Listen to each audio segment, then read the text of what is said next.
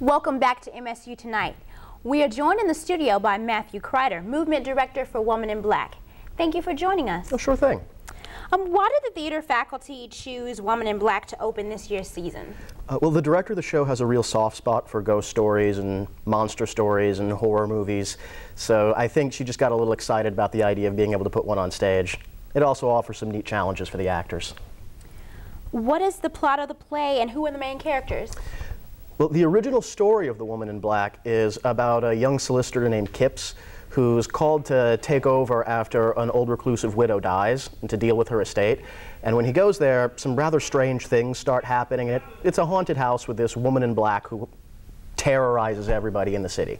The play takes place several years after, when old Mr. Kipps hires an actor to help him retell the story so he can purge his own demons.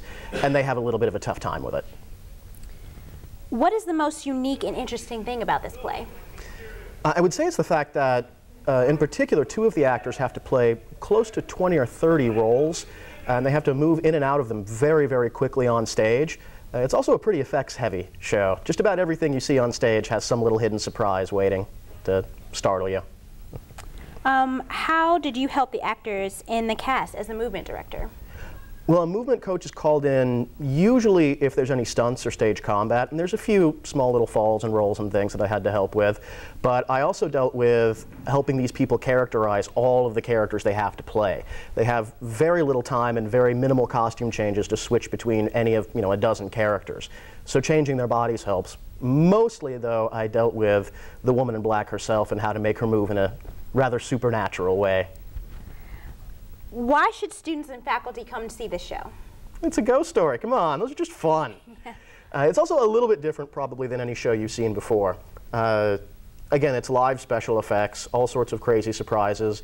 The play bleeds out into the audience. The stage has been built up over the audience itself, and a couple of new tricks you may not have seen before. What was your favorite part about working with this cast? Once we had figured out how the woman in black had to move, after the somewhat auspicious instructions, I want her to move like she doesn't have feet.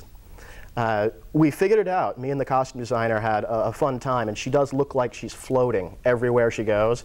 And I was just watching all the others backstage in rehearsals trying to figure out how she was doing this walk. So that was a hoot. That was a lot of fun.